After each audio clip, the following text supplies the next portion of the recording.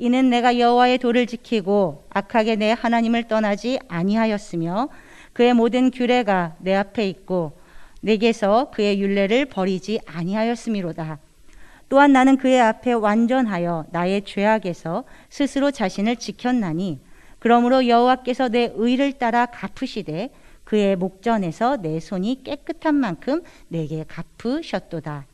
자비로운 자에게는 주의 자비로우심을 나타내시며 완전한 자에게는 주의 완전하심을 보이시며 깨끗한 자에게는 주의 깨끗하심을 보이시며 사악한 자에게는 주의 거스르심을 보이시리니 주께서 공고한 백성을 구원하시고 교만한 눈은 낮추시리이다. 주께서 나의 등불을 켜시며 여호와 내 하나님이 내 흑암을 밝히시리이다. 내가 주를 의뢰하고 적군을 향해 달리며 내 하나님을 의지하고 담을 뛰어넘나이다. 하나님의 도는 완전하고 여호와의 말씀은 순수하니 그는 자기에게 피하는 모든 자의 방패시로다. 아멘.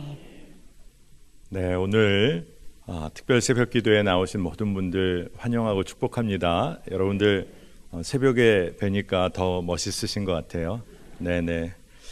정말 신년 특별 새벽 기도에 제가 너무 궁금했습니다. 우리 매화교회 성도들은 특별 새벽 기도에 모이면 어떻게 어느 정도 모이실까, 분위기는 어떨까 너무 궁금했는데 이렇게 열심히 모이시는군요. 네네.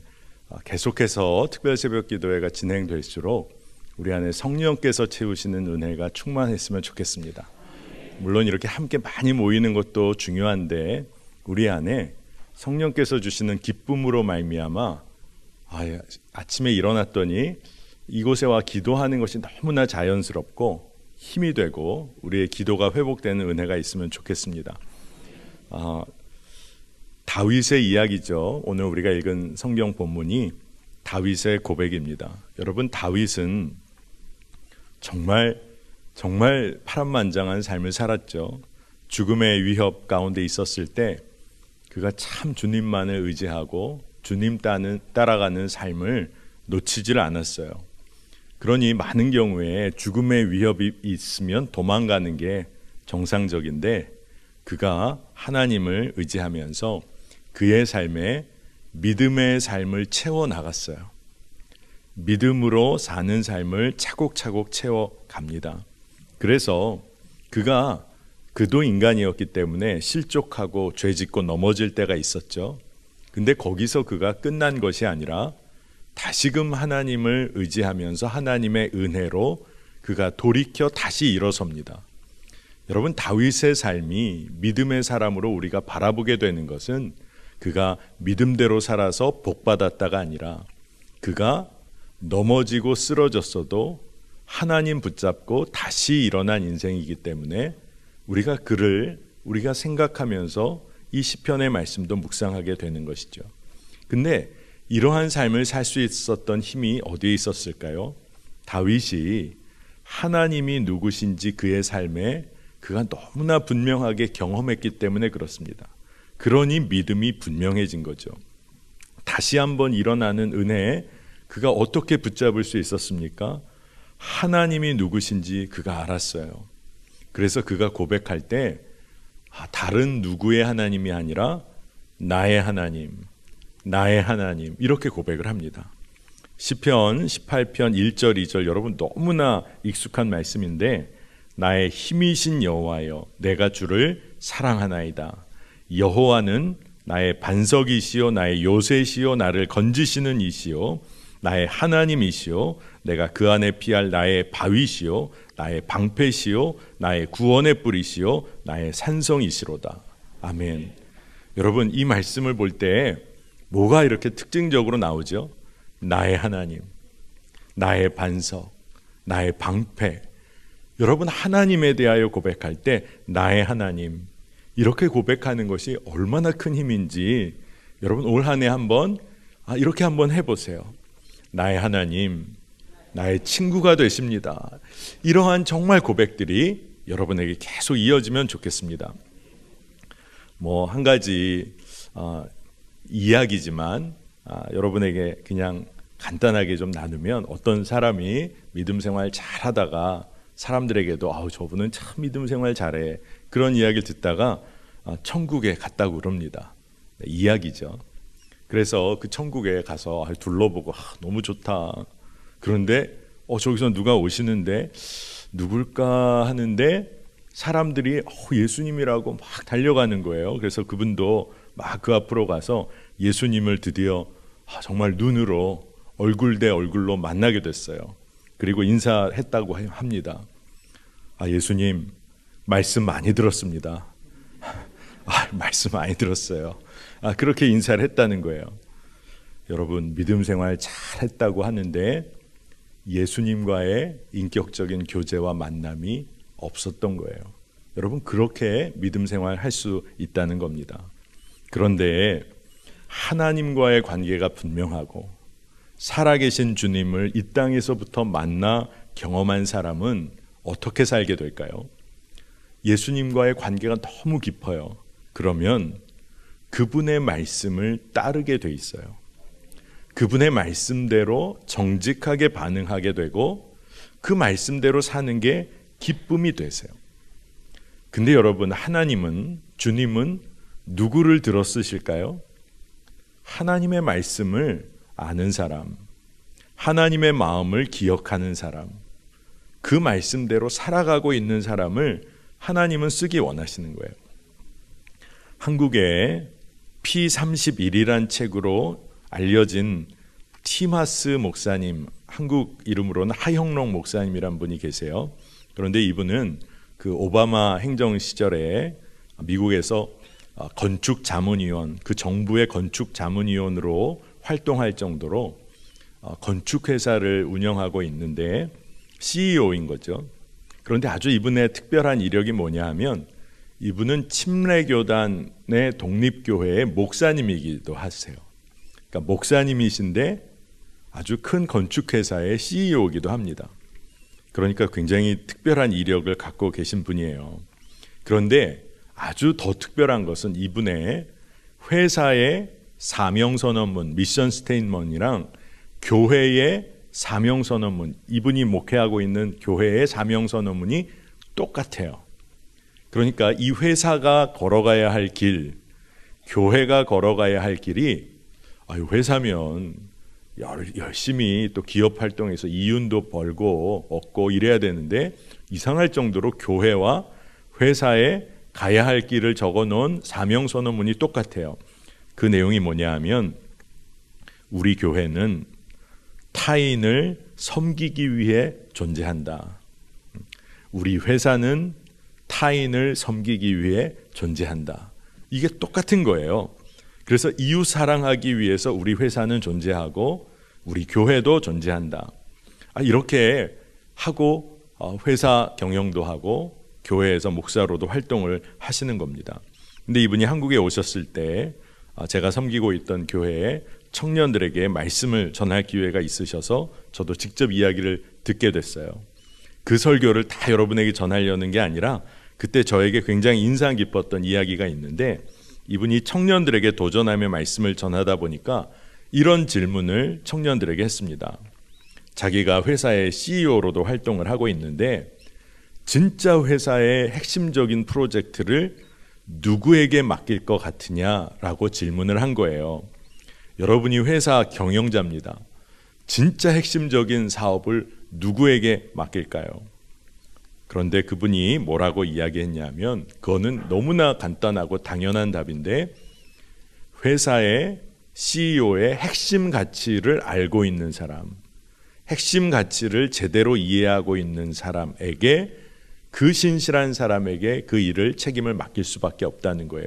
그러면서 한 가지 덧붙인 게 그 프로젝트를 잘 감당할 능력도 있고 아주 똑똑하고 추진력도 있고 이런 사람은 탁월한 사람은 얼마든지 돈을 주고 스카웃해서 시킬 수가 있다는 거예요.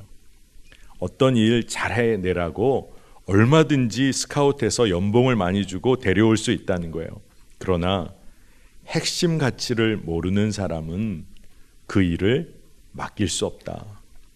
그러니까 진짜 중요한 순간이 되면 자신의 핵심 가치, 회사의 핵심 가치를 이해하고 있는 사람에게 맡긴다는 겁니다. 저는 이게 제 마음에 확 들어왔어요. 여러분, 하나님은 능력 있는 사람을 쓰실까요? 하나님이 능력 있으신 분인데 전혀 그렇지가 않는 거죠. 하나님은 누굴 통해 일하실까? 믿음으로 살기 원하는 사람, 그리고 하나님의 말씀, 그 마음을 아는 사람, 진짜 하나님의 뜻을 붙잡으려고 기도하며 나아가는 사람, 하나님은 그 사람을 통해서 일하기를 원하세요. 여러분, 오늘 이곳에 모인 우리 성도님들 가운데 내가 뭘 할까? 또 어떤 경우에는 나는 뭘 할 수 있을까? 여러분, 뭐든지 할 수 있어요. 왜냐하면 하나님을 의지하고 하나님의 마음을 구하면 되는 겁니다. 오늘 말씀에 여러분 나중에 이 시편 18편을 한번 묵상해 보세요. 23절에서 27절 이 말씀이 쭉 이어지면서 어떤 내용이 나오냐 하면, 하나님은 자비로운 자에게 자비를 베푸시고 신실한 자에게 신실하게 대하시고 깨끗한 자에게 깨끗하심을 보이시고 완전한 자에게 주님의 완전하심을 보이신다. 이런 말씀이 이어집니다. 곤고한 자 구원하시고 사악하고 교만한 자는 낮추시는 하나님이시다. 다윗이 그런 믿음의 고백을 해요. 그런데 여러분, 생각해 보세요. 우리 인간이 어떻게 자비로울 수가 있어요? 신실할 수가 있어요? 심지어 어떻게 완전할 수가 있겠습니까? 어떻게 그런 모습으로 하나님께 나아갈 수 있겠어요? 근데 오늘 말씀을 보면 이 말씀이 자비로워야, 우리가 자비로워야 하나님이 자비롭게 대해 주신다. 우리가 신실해야 하나님은 신실하게 대해 주신다. 우리가 완전해야 하나님이 완전하게 대해 주신다. 이런 내용의 말씀이 아니에요. 하나님께서는요, 우리가 자비롭지 못하더라도 자비롭게 해주시는 분이죠. 근데 왜 다윗은 왜 이런 식으로 믿음의 고백을 했을까? 묵상하면서 하나님이 주시는 마음이 그래요. 여러분, 하나님의 자비로우심을 경험한 사람은 어떻게 살게 될까요? 그 주님을 바라보고 그 주님을 더욱 깊이 만나기를 갈망할 거예요. 그러니까 하나님의 신실하시고 완전하신 성품을 조금이라도 맛보아 안 사람이라면 하나님 앞에 어떻게 살아갈까요? 누군가에게 자비를 베풀며, 그리고 누군가에게 신실하게, 그리고 조금이라도 온전한 모습으로 살려고 나아갈 수밖에 없는 거예요. 그러니까 하나님의 성품을 조금이라도 맛보아 안 사람이라면 그런 삶을 살게 된다는 겁니다. 그러면 하나님께서 그에게 자비를 베푸시고 신실하게 대하시고 그에게 완전하게 대해 주신다는 거예요. 그런데 우리가 솔직히 말하면 하나님은 언제나 그런 분이셨어요. 그렇잖아요. 언제나 자비로우시고 신실하시고 완전하신 분이셨어요. 그런데 우리가 모르고 사는 거죠. 그러다가 우리의 믿음의 눈이 열려서야, 그제서야 하나님이 이런 분이시라는 것을 깨닫게 되는 겁니다. 우리 신년 특세 통해서 정말 이 믿음의 눈이 열렸으면 좋겠어요. 그러니까 다윗이 신실하신 하나님을 구체적으로 경험하면서 나의 하나님, 나의 하나님, 이것이 너무나 분명해지니까 그가 어떻게 살게 되겠어요? 하나님만 의지할 수밖에 없는 거예요. 그거 외에는 다른 방법이 없는 겁니다. 지금 일본의 신주쿠에서 도쿄 영광교회를 담임하시는, 그리고 선교 사역을 감당하시는 이용규 선교사님이란 분이 계세요. 근데 이분이 일본에 처음으로 선교사 파송을 받으실 때 이야기를 나눠주셔서 제가 개인적으로 그런 이야기를 좀 나눈 적이 있습니다. 정말 이분이 은혜를 받고 그리고 나서 일본으로 파송되기 위해서 많은 훈련을 받으시고 드디어 일본 선교사로 파송을 받게 되어서 떠나기 얼마 전에 이분이 은혜 받고 그리고 파송받게 된 교회 담임 목사님을 만나고 기도받는 날이 있었다고 해요.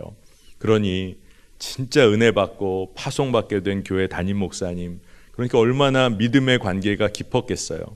그래서 그분을 만나 기도받고 소중한 만남을 가지는데 이 담임 목사님이 이 선교사님에게 뭐라고 말씀을 하셨냐 하면, 이 선교사님, 이제 하나님만 의지하면 되는 겁니다. 하나님만 의지하세요. 이렇게 말씀을 해주셨대요. 근데 여러분, 이 선교사님께서 이 말을 듣는데 선교사님 마음에 너무 서운하고 아쉽고 또 두려움과 염려가 몰려들더라는 겁니다. 왜 그랬을까요?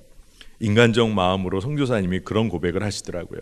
세월이 흐른 이때, 그때를 되돌아보시면서 담임 목사님이, 선교사님 이제 걱정 마세요. 저희 교회와 제가 다 책임질 테니까 아무 걱정 말고 떠나세요. 이 얘기 못 들은 게 너무 서운하고 아쉽고 이제 떠나서 일본 가면 어떻게 하나, 이런 생각이 들었다는 겁니다. 여러분 좀 이해가 되시죠? 이런 말 못 들은 것이 너무 허전하고 염려가 되더라는 거예요. 근데 처음에 그런 마음이 있었는데 시간이 흐르면 흐를수록 진짜 그렇지. 내가 교회 담임 목사님 의지하고 교회의 재정적인 후원 그거 의지하고 그럴 것이 아니라 정말 하나님만 의지하면 되는 거지. 하나님만 의지하고 나가면 되는 거지. 그 마음을 붙잡고 그 당시에 일본 선교 사역을 처음 시작했다는 이야기를 해주셨어요. 여러분, 우리가 신년 특별 새벽 기도회로 오늘 모였습니다. 우리가 하나님만 의지한다. 우리가 수없이 들은 이야기예요. 그런데 정말 나의 마음에 하나님을 온전히 의지하는 믿음이 내 안에 있는가? 내가 힘있고 날 도와줄 수 있는 사람 의지하고 지금까지 살지 않았나? 하나님께서 여러분에게 물으시는 것, 여러분 정말 하나님 앞에 이제 믿음으로 서게 되시기를 원합니다. 이 선교사님이 세월이 흘러서 지금은 진짜 일본의 선교사님들과 또 목회자들의, 제가 생각할 때는 거의 대부 역할을 하시는 것 같아요. 진짜 귀한 사역을 하고 계십니다. 여러분, 우리가 살아가면서 진짜 하나님 의지하지 못하면 어떻게 될까요? 세상 방법 찾아 헤매이면서 얼마나 허둥지둥하며 삽니까? 우리가 말을 안 해서 그렇지 우리의 삶 가운데서 얼마나 믿음 놓아버리고 여기저기 헤매이면서 살았던 때가 얼마나 많았습니까? 그런데 오늘 여러분에게 꼭 알려드릴 이야기는, 우리 그리스도인들이 살아가는 방법은 하나님 의지하는 것 외에는 방법이 없어요. 그리스도인들이 살아가는 유일한 삶의 방식은 하나님만 의지하는 거예요. 그러니까 우리가 세상을 바라볼 길, 뒤돌아서 세상 바라볼 길을 우리가 완전히 막아야 돼요. 그러니까 여러분, 이런 표현을 여러분에게 할 수 있을 것 같아요. 세상으로 돌아갈 퇴로를 차단해야 합니다. 여러분, 내 마음에 그래, 어려움이 있으면 내가 이 사람 의지하면 되지. 어려운 일 있으면 이런 방법으로 하면 돼. 편법인 것 같지만 그래도 이 방법은 늘 되는 방법이야. 여러분, 이런 거 다 차단하는 겁니다. 무엇인가 다른 세상의 해결책 보이면요, 하나님 떠나기 쉽습니다. 엉뚱한 선택하기 쉽습니다. 그러니 세상의 해결책이란 퇴로를 차단해야 하는 거예요. 더 이상 하나님과 세상 사이에서 머뭇거리지 말아야 합니다. 그 이야기는 어느 길이 생명의 길인지를 분명히 알고 가야 되는 거예요. 기독교 변증가로 유명한 C.S. 루이스가 어떤 이야기를 썼냐 하면, 지옥으로 가는 길은 완만한 경사길이라는 거예요. 밑으로 내려가는 완만한 경사길이라 사람들이 잘 모른다는 거예요. 이게 경사길인지. 근데 여러분, 살짝 아래로 내려가는 경사길 걸으면 걷는 게 어려울까요? 쉬울까요? 쉽죠. 편안합니다. 많은 길을 걸어도 걸을만 해요. 그런데 지옥으로 가는 길은 완만한 경사길이라는 거예요. 그러니 걷기도 좋고 편안하고, 그런데 그 길 걸을 때 깨어있지 못하면 어디로 가는지 모른 채 가다 보니 그곳에 이르게 되는 거예요. 여러분, 세상 방식 의지하는 퇴로를 여러분 차단하시기를 바랍니다. 그러면 이제 우리가 살아갈 방법은 오로지 하나님만 의지하는 거예요. 그러니까 다윗도 그의 인생에서 세상 의지할 퇴로를 차단한 거예요. 그러니 그가 담대히 고백하기 시작합니다. 우리 주제 말씀인데 시편 18편 29절 한번 우리 같이 한번 읽어보겠습니다. 내가 주를 의뢰하고 적군을 향해 달리며 내 하나님을 의지하고 담을 뛰어 넘나이다. 아멘. 믿음의 걸음을 내딛고 담을 뛰어넘을 때 사실 하나님께서는 이미 우리 삶에 등불을 밝히시고 모든 흑암을 떠나가게 하세요. 시편 18편 28절입니다. 주께서 나의 등불을 켜시며 여호와 내 하나님이 내 흑암을 밝히시리이다. 그러니까 우리가 하나님을 의지하여 담을 뛰어넘는 믿음의 걸음을 내어 디딜 때 하나님은 이미 우리의 길을 밝히시는 거예요. 주님 이끄시고 또 주님 의지해서 담을 뛰어넘는다는 그런 삶은요, 시편 84편을 보면 어떤 삶이라고 조금 다르게 표현했냐 하면 마음에 시온의 대로가 있는 삶이다, 이렇게 설명을 해요. 시편 84편 5절 7절을 제가 읽어보겠습니다. 주께 힘을 얻고 그 마음에 시온의 대로가 있는 자는 복이 있나이다. 그들이 눈물 골짜기로 지나갈 때에 그곳에 많은 샘이 있을 것이며 이른 비가 복을 채워주나이다. 그들은 힘을 얻고 더 얻어 나아가 시온에서 하나님 앞에 각기 나타나리이다. 아멘. 마음에 시온의 대로가 있는 자가 어떤 어려움이 있어도 그가 결국 하나님 앞에 시온에서 나타나게 된다. 이 말씀이 얼마나 힘이 되는 말씀인지 모르겠어요. 그런데 여러분, 마음에 시온의 대로가 있다는 것은 어떤 뜻일까요? 마음에 시온의 대로가 있다. 이것은 그의 마음 속에 하나님을 의지하는 것이 분명한 사람, 마음 속에 하나님의 말씀이 새겨져 있어요. 하나님의 뜻이 너무나 분명하게 붙잡혀 있어요. 그러니까 그는 세상 가운데 놓여 있을지라도 어디로 가야 할지가 너무나 선명하게 깨달아진 사람이에요. 마음에 시온의 대로가 있는 거예요. 어디로 가야 할지, 내가 누구를 의지해야 할지, 내가 누구의 인도함을 받아야 할지가 너무나 마음에 분명한 사람, 그가 마음에 시온의 대로가 있는 자예요. 여러분, 우리가 하나님만 의지하는 삶은 내 마음에 시온의 대로가 있는 삶을 사는 걸 말하는 겁니다. 그러니까 시온의 대로가 있는 사람은요, 어떤 어려움이 있어도 그가 하나님만 의지할 뿐 아니라 오늘 말씀을 보니까 주변의 사람들을 다 살려내요. 정말 놀랍지 않습니까? 그가 지나가는데 그곳에 많은 샘이 있을 거라는 거예요. 얼마나 놀라운 은혜의 통로가 되는지 모릅니다. 여러분, 하나님만 의지하고 우리가 이제부터 세상에서 우리에게 한계 지어놓은 그러한 담들을 우리가 뛰어넘게 되기를 바랍니다. 세상은요, 우리에게 어떻게 가르치냐 하면 너 한번 믿음대로 한번 살아봐. 그게 되나? 너 한번 기도 열심히 해봐. 그게 되겠어? 세상은 끊임없이 우리를 참소합니다. 샤론 웰치라는 신학자가 이런 현상을 뭐라고 표현했냐면 cultured despair, 이런 표현을 했어요. 이게 무슨 말이냐면 문화적으로 학습되어진 절망의 구조라는 거예요. 여러분, 이게 좀 어색하시죠? 듣기가. 학습된 절망이라는 거예요. 이게 무슨 말이냐? 좋은 학교 안 나오면 너 인생은 어려워.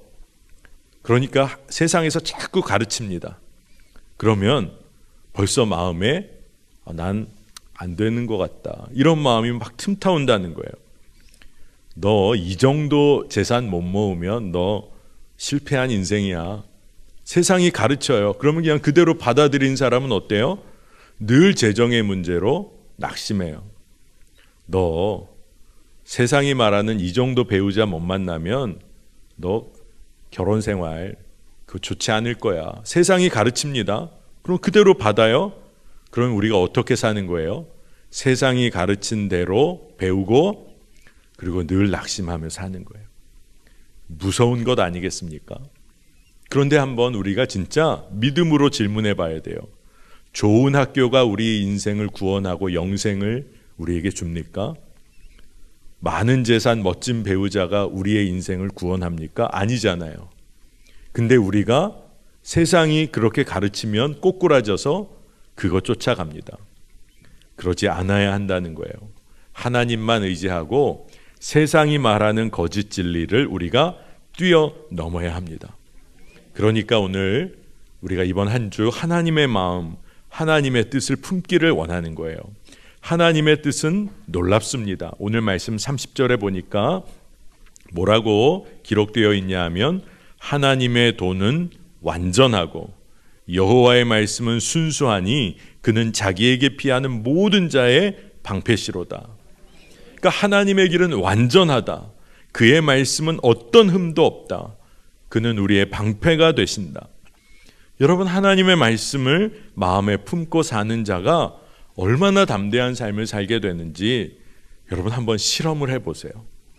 내가 올해 하나님의 한번 말씀대로 한번 살아보겠다.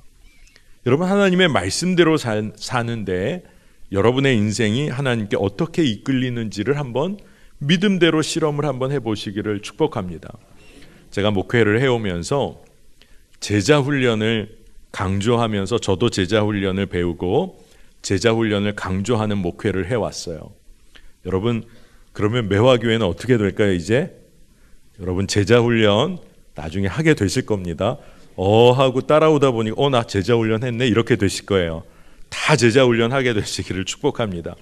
제가 그렇게 제자훈련을 계속 강조하며 또 성도들, 청년들 제자훈련을 시켜왔는데 12주의 제자훈련을 마치면 수료식을 할 때마다 간증자들을 세웠었어요.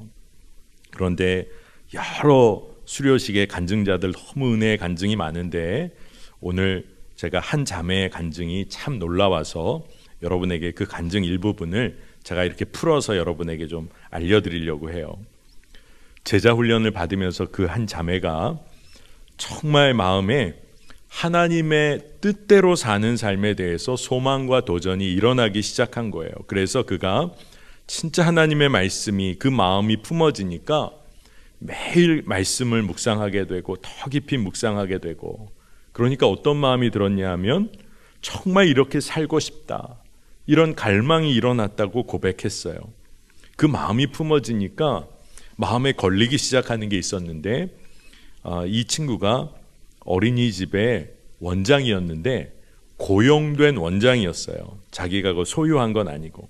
근데 워낙 탁월한 그런 또 자매라 어린이집에 고용된 원장으로 일을 해왔는데 늘 오너가 편법으로 운영해서 이익을 얻는 몇 가지 일들을 시켜온 거예요. 근데 그게 어느 곳이나 관행처럼 했던 일이라 크게 문제되지 않는다고 생각하고 지금까지 왔는데 하나님의 말씀과 그 뜻이 마음에 너무 분명해지기 시작하니까 그게 보이기 시작한 겁니다. 그래서 마음이 너무 어려워졌다는 거예요. 그래서 그 자매의 마음에 하나님의 말씀대로 사는 삶에 대한 그런 소망과 갈망이 한편에 있고, 다른 한편에는 이 일을 계속하게 되면 어떠지? 이런 고민이 생긴 거예요. 그리고 원장의 자리를 내려놓아야 할지도 모르는 두려움이 밀려왔다는 거예요. 그런 마음이 막 교차했는데 그 자매가 담담히 수료식에서 간증으로 고백하기를 그가 하나님의 말씀대로 사는 삶에 대한 소망이 있어서 원장의 자리에서 물러나는 것 결정했다는 겁니다. 근데 그날 간증하는 순간에는 이 자매가 이미 그 원장 자리에서 스스로 물러나 있는 상태였어요. 근데 그가 그런 고백을 하는 겁니다. 그런데 간증 내내 말씀대로 사는 삶에 대해, 그래서 그렇게 돼서 원장 자리 내려놓은 거에 대한 어떤 두려움이 보이는 게 아니라 그의 얼굴에서 참 기쁘고 소망이 있는 그런 간증자의 모습으로 서 있었어요. 그래서 우리가 함께하는 예배하는 사람들도 참 귀하다, 이 정도가 아니라 어떤 믿음이 저에게도 부어졌냐 하면 이 자매의 삶을 하나님이 책임지시겠구나, 그게 너무 믿어지더라고요. 지금은 세월이 많이 흘렀습니다. 제가 어떤 커플 결혼 주례를 하고 내려오는데 그 자매가 하객으로 왔다가 막 반갑게 와서 인사를 하더라고요. 하면서 지금 지내는 이야기를 해주는데, 새로운 곳에서 아주 중요한 핵심적인 책임자로 어린이집과 연관된 일을 계속하고 있고, 더 놀라운 것은 이 친구가 유아교육 학위도 이제 마치게 된 그런 이야기를 알려주더라고요. 여러분, 진짜 그렇습니다. 하나님의 말씀대로 뜻대로 사는 삶이 놀라운 은혜를 누릴 뿐만 아니라 구체적으로 하나님의 인도하심을 경험하게 돼요. 근데 여러분, 이거 아셔야 돼요.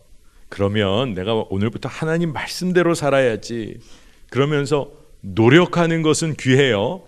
근데 말씀대로 여러분 살아보면 내가 계속 노력하며 하나님의 말씀 의지하게 되는 게 아니라 하나님의 말씀이 우리의 삶을 휘감아서 이끌어 가십니다. 그러니까 내가 노력해서 말씀대로 사는 게 아니더라고요. 처음에는 그렇게 시작할지 모르지만 하나님의 말씀은 우리의 삶을 사로잡으세요. 너무나 강하게 이끌어 가시는 거예요. 그러니까 우리 삶에 기쁨이 있고 소망이 있게 되는 겁니다. 믿음을 가진 자는 거칠 것이 없어요. 그렇기 때문에 우리가 우리의 삶을 하나님께 완전히 맡기면 그분께서 우리를 지키시고 인도하십니다. 모든 자를 지키시고 인도하신다라고 오늘 말씀에 기록되어 있어요. 여러분, 그러니까 두려워할 필요가 없어요. 하나님께 피하는 모든 자를 지키신다. 하나님께 피했는데 누군 되고 누군 안 되고 하나님께 피하는 모든 자를 책임지신다. 그러니 우리가 두려워하지 않고 세상의 가치와 세상의 속삭임에 담대히 등을 돌리고 우리가 가야 할 길을 걷는 거예요. 그러니 오늘 여러분 한번 마음속에 생각해 보세요. 내가 여전히 세상 가운데서 내 스스로 한계 짓고 세워놓은 담이 있나? 내가 믿음대로 살려고 하는데 내 스스로 막아놓은 절망의 구조가 있나? 주님 앞에 다 털어놓으시기를 바랍니다. 그리고 성령께서 깨닫게 하실 거예요. 여러분, 어떻게 하나님만 의지할까? 여러분, 이번 한 주 하나님의 말씀을 사모해 보세요. 하나님의 율례와 법도를 여러분의 삶의 최우선순위로 한번 삼아 보세요. 그러면 말씀 따라 사니까 죄를 멀리하게 되고, 하나님의 말씀을, 하나님의 음성을 듣게 되니까 하나님의 사랑 안에 더 거하게 되고, 그리고 우리는 하나님의 형상대로 지음받은 자이니 하나님의 성품을 따라 살게 돼요. 그리고 하나님의 성품을 따라 살게 되니까 하나님과의 교제가 더 깊어지는 거예요. 다윗이 뭐라고 했어요? 나의 하나님, 나의 하나님. 다윗이 하나님을 기뻐한 거예요. 여러분, 느헤미야서에 뭐라고 기록되어 있습니까? 여호와를 기뻐하는 것이 우리의 힘과 능력이라. 아멘입니다. 여러분, 하나님의 말씀을 사모하다 보면 여러분 하나님을 기뻐하게 되고 그 말씀대로 행할 수밖에 없는 거예요. 오늘 말씀을 마무리하려고 합니다. 여러분, 우리가 하나님만 의지하고 우리가 담을 뛰어넘으려고 할 때 우리는 여전히 연약한 존재예요. 하나님의 은혜가 필요한 존재입니다. 그런데 성경은 뭐라고 이야기하냐? 우리가 약할 때 그때에 가장 강하다고 했어요. 왜죠?